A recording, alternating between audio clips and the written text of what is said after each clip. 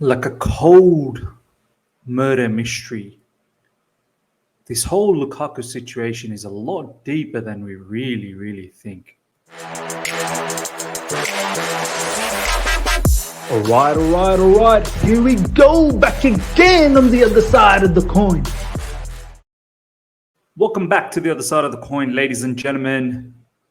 The biggest talk in the town at the moment, and it has been for a little while, but we've not really sat down and completely analyzed the whole situation, and it is about the Romelu Lukaku situation.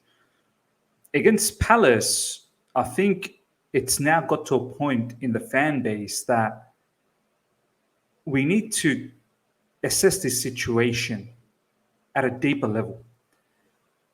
It's easy to just sit here and say, oh, it's all Lukaku's fault. Or it's easy to sit here and say, well, why does Thomas Tuchel keep selecting him? We have to understand all the different perspective, the different stakeholders, and then try and come up with some sort of a conclusion. And even then, we could all have many different conclusions. And this is what I want to see from you guys at the end of this video, how you feel about this whole scenario. The way we're going to break this down, ladies and gentlemen, is we're going to look at from Thomas Tuchel perspective. We're going to look at Romelu Lukaku perspective. We're going to look at the players that are surrounding Romelu Lukaku, their perspective. And then we're going to try and come up with an opinion of what's really going around. And of course, we're going to throw in the whole interview, the environment and whatnot, the money that was spent on Lukaku, what was really sanctioned by Thomas Tuchel, what kind of a player did he want? We're going to combine all of these perspectives plus that, and then see where we go. All right. It's a bit of a truth bomb, and at the same time, it's a bit of an investigating job as well. Because I feel like I can't just go out here and rant about one particular individual here. This is a mess, and we need to unlock this mess to understand what's going on. All right, let's have a look at from a Thomas Tuchel perspective first. This is what Thomas Tuchel had to say post Palace game when he was asked about Romelu Lukaku's performance and the fact he only had 7 touches in the entire match, 2 in the first half, 1 being from the kickoff. Here we go. What restricts Romelu a bit? Just 7 touches today. Is that the way it for? Should he be tracking back more? No, it's not about system. Can you elaborate? Just 7 touches today. As a coach, what do you see from that? Well, it is what it is, but it is for him no change of system because it's the same attacking structure. We always attack in a 4-1. It's just for the build-up. Sometimes we we build up in a 3-2 and sometimes in a 4-1. For him, change nothing. Thomas Tuchel clearly in that video looks like he's quite fed up. He's quite fed up with the situation, and he tends to think it's not the system. Now, before we get back into this particular video, I just want to go back to the whole scenario of when Thomas Tuchel in last summer was asked, what would you want? And he kept referring, and he said it many a times this season. He said, I want a reference point up front. And I don't know whether he necessarily wanted Lukaku. There was a lot of rumors around Erling Haaland. There were some rumors about Harry Kane as well, but that was a far-fetched one. Harry Kane was more linked with Man City, and I think Harry Kane wanted to go to Man City. There was some sort of rumors, though. And then, of course, there was a Lukaku thing, which I think it materialized right at the end. The first and foremost selection was Erling Haaland, and very quickly we realized that was probably not plausible because of the amount of money that we would have to outlay. Not just to the player, the club, the agent, the lot. And right at the end, and it sort of matches with what Romelu Lukaku said in his interview as well, that he wasn't really looking to come to Chelsea. He was really looking forward to staying at Inter Milan, but Inter just couldn't give him the contract extension because of financial issues. And then Romelu Lukaku also in the interview said that he expected the move after Inter Milan to be something like a Real Madrid or a Bayern Munich or a Barcelona type. He didn't expect Chelsea. He obviously rates Chelsea below them. It makes me think whether Thomas Tuchel really wanted a Lukaku type of a reference point. Yes, sure enough, right at the end, Thomas Tuchel said, okay, fine, if Lukaku's the guy, well, he'll do the job. He's clinical up front. He's shown that for Inter Milan. I don't think anyone actually did the homework as to what Thomas Tuchel expects from his striker. And I think this is the first fundamental issue in the whole situation. And we're going to get to all other issues as well. There's obviously issues with Lukaku. There's issues with our players, so on and so forth. I think the first fundamental issue is Thomas Tuchel is probably just as much culpable in this whole scenario. I used to think Thomas Tuchel's actually not at fault, but I'm starting to think he kind of is. Why is he persisting with Romelu Lukaku, knowing that that's not the kind of performance he's looking for? You can see in this press conference that I just played post-match, the comments that he made. You can see whatever Romelu Lukaku did in the match is not what Thomas Tuchel was expecting. So what is the expectation from Thomas Tuchel? History suggests he likes a fluid front three. He likes his striker to be able to come deep, link up, hold up, press without the ball, make darting runs, clever movements, be mobile, robust, have a lot of intensity. Now, you may ask, well, isn't Romelu Lukaku the Inter Milan player? Didn't he have those attributes? You'd say yes, because from the clips or the matches or the Inter Milan fans out there that have watched Romelu Lukaku religiously, there was all of that with the Inter Milan players. And I'm going to get to players. It could be also the personnel that we have. But clearly, somewhere, the homework wasn't done on Romelu Lukaku and the players that we have. And I know Thomas Tuchel keeps talking about being patient with Romelu Lukaku. And perhaps it is a patience thing, but there seems to be a disconnect. And not only a disconnect between players and the instructions that Thomas Tuchel is probably providing Romelu Lukaku, I think the whole interview situation didn't help that situation of that development happening. It's halted that development a little bit, maybe. Not maybe, I think so. But I don't want to come back to this whole interview situation all the time because there are other fundamental issues as well. But from a Thomas Tuchel perspective, from what I can gather, is this is not what he wants. So my question to Thomas Tuchel is, why are you persisting with this? Why are you on a regular basis selecting him? It's only detrimental to your cause. Bad results come. You're the one who's going to be under the fire, not Romelu Lukaku. Even though the board has said, we will back Thomas Tuchel over Romelu Lukaku, then why doesn't Thomas Tuchel just bench Romelu, work on all these issues in the training ground, and then have him off the bench to see if the issues have been rectified? Week in, week out, this scenario happens where Lukaku is so static up front. And I find it quite amazing to think that this is what Tuchel is advising Lukaku to do. Because for me, I cannot fathom that's the case. And from the post-match comments from Thomas Tuchel, that's not what he wants either. So why persist? Are you trying to send a message to the board? Because the board is already backing you, my man. The board has said, I am backing you over Romelu Lukaku. So what is it? To hold the financial value of a particular player because he is, at the end of the day, an asset to the football club? Is it a policy to see whether we can maintain some sort of value, then we can offload him? Is that the thing? Because once again, not having good results will be detrimental.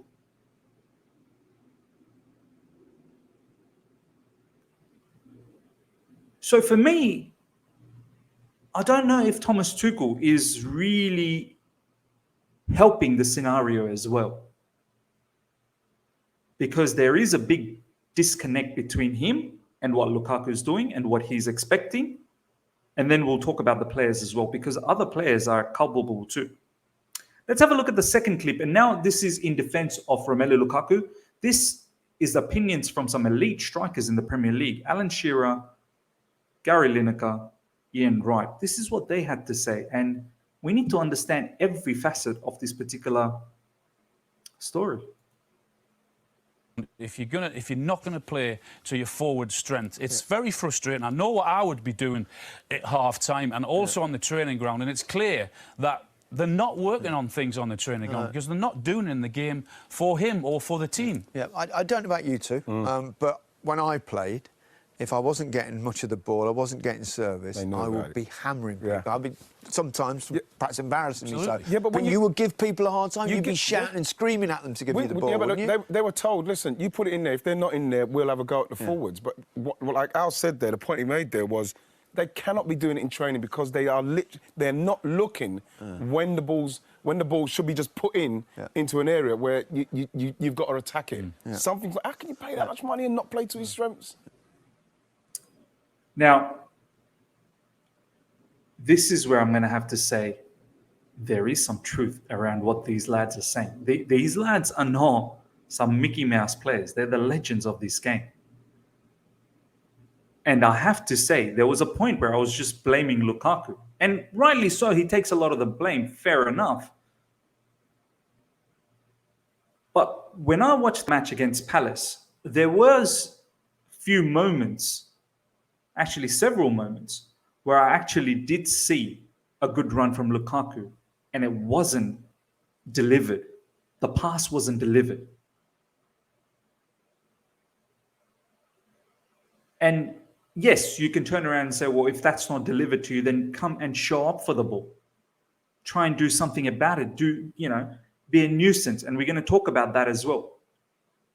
But just touching on this facet of Romelu Lukaku, that he's supposedly doing nothing. And I fall into this category as well at times. I feel like, and this is the thing, sometimes in TV, we can't be looking at every little detail. Lukaku, I remember even in Club World Cup, there were a couple of times where he was making good runs, but the pass just wasn't coming. It's not a secret that we are very passive when it comes to build-up, when it comes to taking some risky decisions. I had Jonathan, you guys would know, Jonathan in Club World Cup, when we were watching it together, Jonathan made a very good statement. We play in sections. We play in defense, then we move it to midfield, then we move it to the final third. We don't tend to, at times, skip a particular section to go direct. A player like Romelu Lukaku, who seems to be static in between the two defenders, we don't tend to go long often enough to see if we can utilize him. And I'll get to the stats because there is some faults on Lukaku from that factor as well. We don't see enough crosses. We certainly don't see enough line-breaking passes or riskier passes. And very soon I'm going to get to the personnel, because there are certain players that tend to link up with Lukaku a lot better than others, Kovacic being one of them. It's not a surprise. Every time Kovacic starts or he comes off the bench, he tends to look for Romelu Lukaku quick. Others, you look at the Palace game, Sure, one of the arguments could be that maybe Lukaku's, not showing up for the ball in a proper manner, or his movement may not be elite all the time, and that's why the players can't reach to him. But at the same time, I have to say, our players don't look up to find Lukaku quickly. They don't have him as a focal point. I want to share a particular thread with you from off the back of this video that I just showed for Gary Lineker and Alan Shearer and Ian Wright. This is what the thread was all about, the video. It's from CFC Daily. Very good analysis of Lukaku match of the day. Plenty of opportunities to play Lukaku, but Sarr, Havertz and Kante aren't helping enough to present him those opportunities. Now, look at the names here. Sarr, Havertz and Kante. They are not the kind of... Havertz, yeah, you can have Havertz there, but the position Havertz was playing, I didn't like it. He was playing far too wide as a left winger. I like it when he's more of a tucked in left inside forward. That's what he was doing in Club World Cup, and that's why I was getting excited about the whole situation. And him playing alongside as well at times with Lukaku looks better. But when he plays so out wide, he's not a genuine winger. Sarr is not Kevin De Bruyne that's going to be able to find key passes on a regular basis, even though he did for Kante. That was a magnificent pass, but that's not what he's known for. Kante, I've already said, defensively, fantastic. With the ball, however, Kante gets into some really serious situations and he makes the wrong decisions.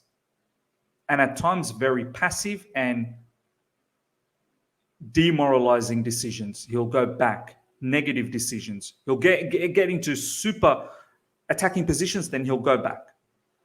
But once again, I can't blame Kante. He's not a cam. He's not an attacking 8.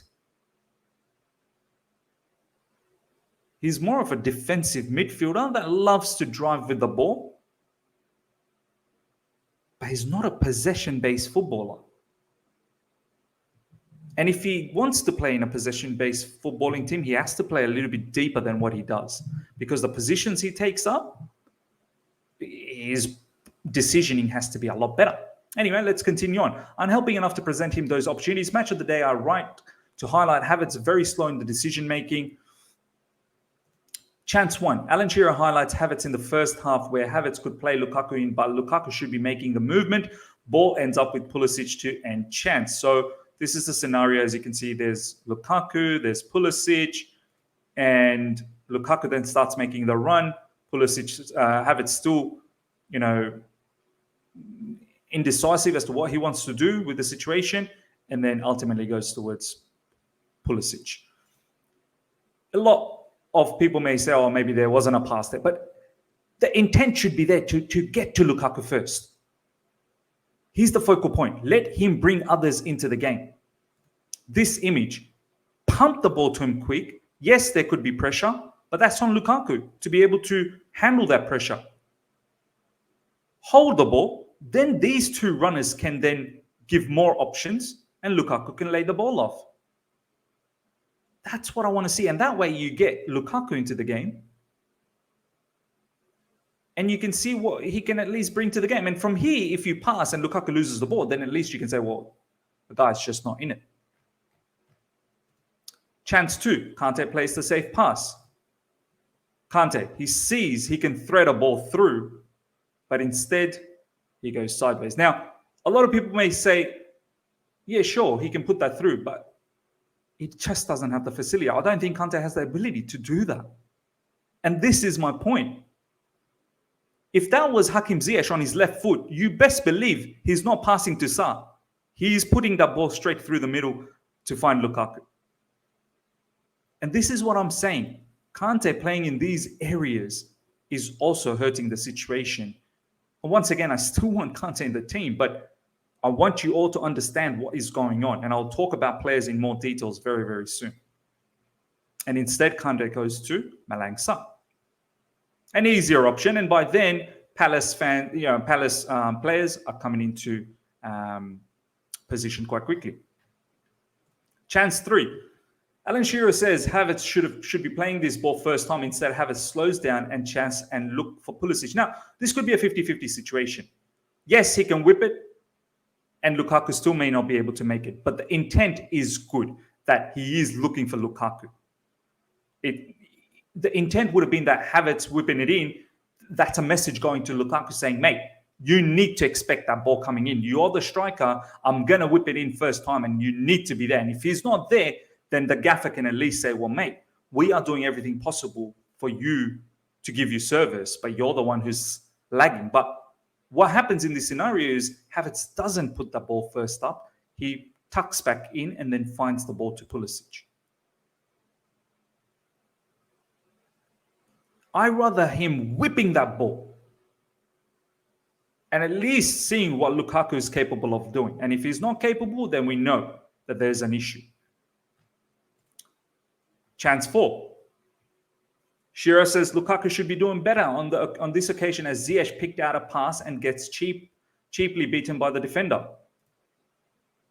And yeah, obviously there's flaws in Lukaku's game. There's no doubt about that.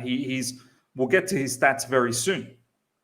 But giving away the ball, even though you only had about 7 touches in the entire game, you're still managing to give away the ball. That's criminal. There was another opportunity where Hakim Ziyech from this right side cuts back in and puts in a lovely cross. Those are the crosses that I expect Lukaku, or in this case Havertz as well, who was the widest player, to expect those whipping crosses from Ziyech, because that was literally on the plate. Chance 5. Havertz again on decision-making. Shearer says he should be playing the ball into Lukaku, but instead Havertz continues to dribble into the crowd and passes backwards sideways, and the route to Lukaku is covered, blocked. Again, the intent should be there to find Lukaku. Once again, easier pass back. And he goes on to talk about all of that. Now, I want to talk about the players, because now it leads on to the players. And I'm going to play a clip from ESPN. I don't necessarily agree with what these guys say, but there's some valid points here, because that thread now leads off to personnel. So we looked at Thomas Tuchel's perspective, what's going on there. We looked at now Lukaku's perspective, and now we want to talk about the players. Are they understanding Lukaku as well?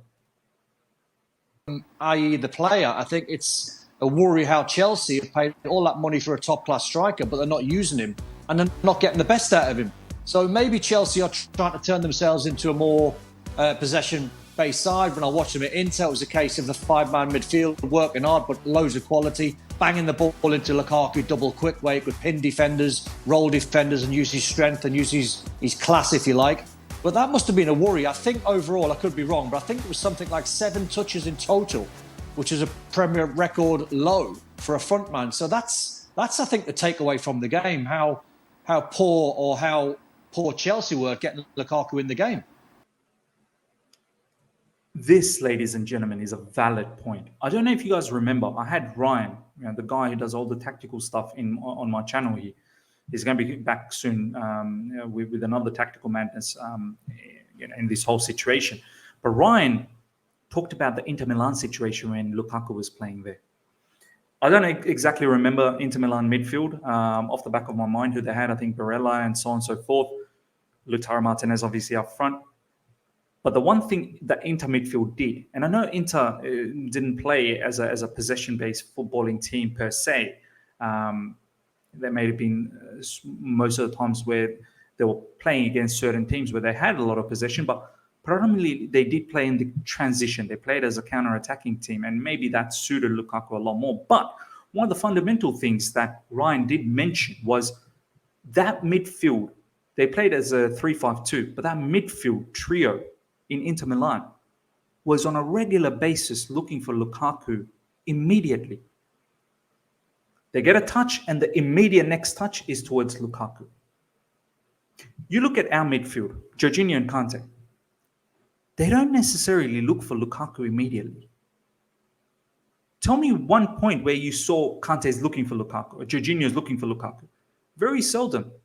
I can only remember maybe once or twice this season where Jorginho looked for Lukaku long. Kovacic, on the other hand, it's not a surprise. The man understands. As much as we don't appreciate what Callum has been doing in recent times, Callum tries to find Lukaku immediately. It's not a surprise that there's been few assists that has consisted of Callum with Lukaku. Mason Mount is another player that tries to look for Lukaku immediately. Ziyech as well at times tries to link up. He's crossing as well. There were a couple of really good chances from Ziyech against Spurs in the Carabao Cup where there was a cross, Lukaku missed by a whisker. Obviously, in this game, there was another cross. There are certain players that are really looking to play with Lukaku as quickly as possible. Two of them at the moment in our club that comes off the back of my mind is Kovacic, number one target. He looks for Lukaku immediately. And the other one is Callum, but Callum's overall, his form is a bit of suspect form. Mason Mount obviously does look for him. Initial parts of the season, there was a lot of time Mason Mount would whip the ball to Lukaku. So our personnel, does our players understand what they need to do with Romelu Lukaku? Do they understand? Because Christian Pulisic in this match as a cam, how often was he looking for Lukaku? And whenever he did look for Lukaku, his passes were just straight. As much as I like Pulisic to play in that cam area, I think it's an exciting position for him to play. He looks a lot free. But he has to improve his passing and he needs to try and link up with Lukaku a lot more. That's one thing that I don't like. There's a lot of things I don't like about Christian Pulisic's game. Obviously, one of them being, one thing that I do like is obviously his dribbling and his directness, but there's so many other facets that I don't like. One of them is the passing. He doesn't necessarily look for assists. He should be looking to link up with Lukaku a lot, playing as a cam, just behind Lukaku. He should be his partner in crime. Havertz, once again, I don't think that's his position, wide left as a winger. But he needs to be focused to find Lukaku as well. Kante, how many times was he looking for Lukaku? So we have to understand, are we actually set up? I mean, he's a 100 million player. We need to be playing with him. He's a 100 million player. Now, we can easily just scrap it and go, you know what? No, we cut our losses. We're not going to play with him. We're going to stick Kai Havertz. Fine. But Thomas Tuchel's not doing that either. So we're in a bit of a mess, as I'm saying. So it's very interesting to realize the personnel that we are picking, are they conducive to play with Lukaku? Do they understand what it takes to play with a player like him? And it's a two-way street as well. Lukaku needs to understand as well. Let's have a look at this final clip and let's make a final opinion on the whole matter. And this is from Craig Burley. Once again, someone that I agree with, but there's some interesting things that he had to make about this particular situation. I'm not having 2 touches and a half, and one of them is kick-off. I'm not having that as Chelsea keeping the ball, because I've never known anybody, even with a possession-based team, that's telling me his movement is awful. Because you can still come short, right. Still make these little 5-yard runs, give and goes, it comes into your feet. All right, you have a bad touch, you lose it. Defender comes and nicks it off you, whatever. He's not making the right movement for Chelsea to play into his feet and get runners off him. If you're only getting 1 touch, apart from the kickoff, then you're not moving your backside. It's not everybody else's. It's not because people are not passing to him. It's because he's not getting into the right areas. That's the only reason it can be.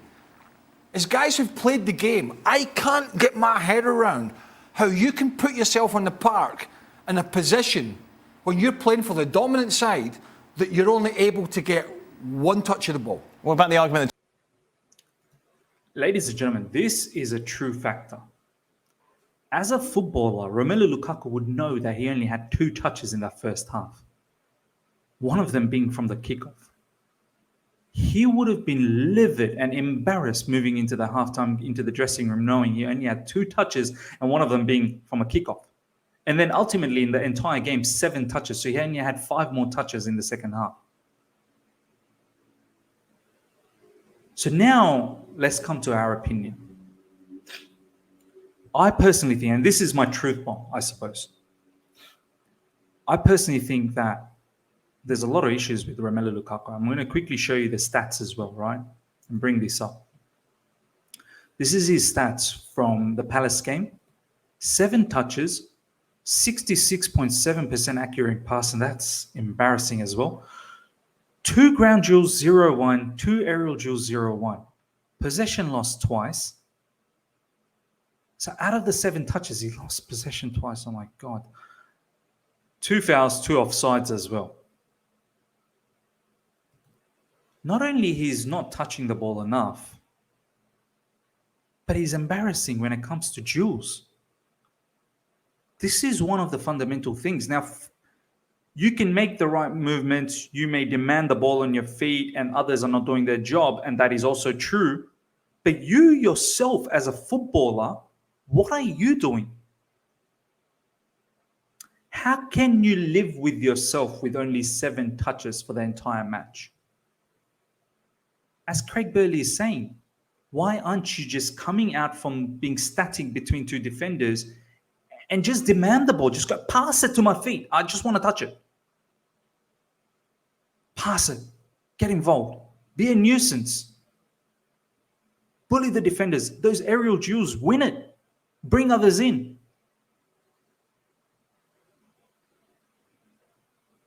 Clearly, we are not seeing the right Romelu Lukaku that we saw in Inter Milan.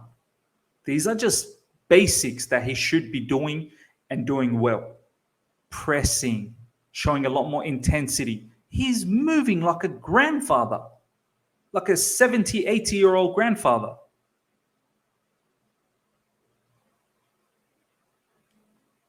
There's something wrong with this guy. There's no doubt about that. And it's quite embarrassing at the moment. Thomas Tuchel as well. Here's a truth bomb for him. You can see your leading man is not doing the right thing. Why are you persisting with him? It's only going to be detrimental to you. You start getting bad results, pressure is going to be on you if you persist with him. As much as the board says they're backing you and whatnot, history suggests players last longer than managers. Romelu Lukaku has a 5-year contract. We're in a financial mess. It's not going to be easy to get rid of Romelu Lukaku.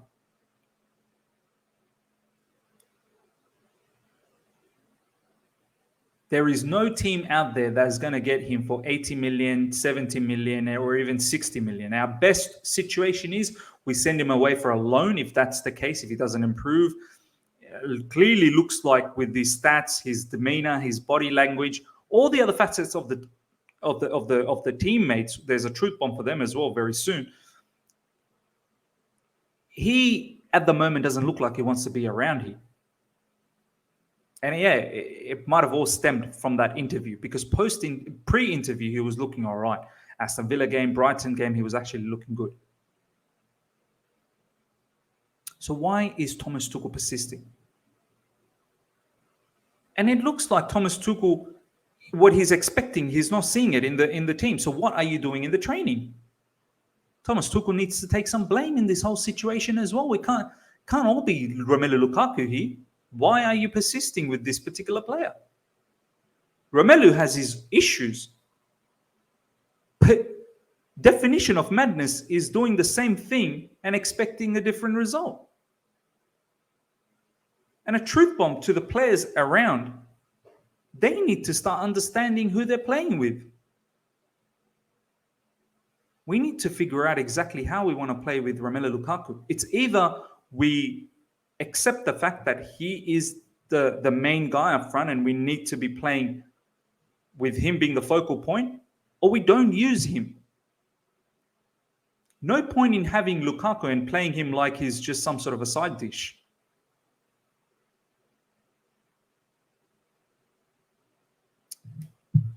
That's all I have to say, ladies and gentlemen. It's a bit of an investigating job, this was.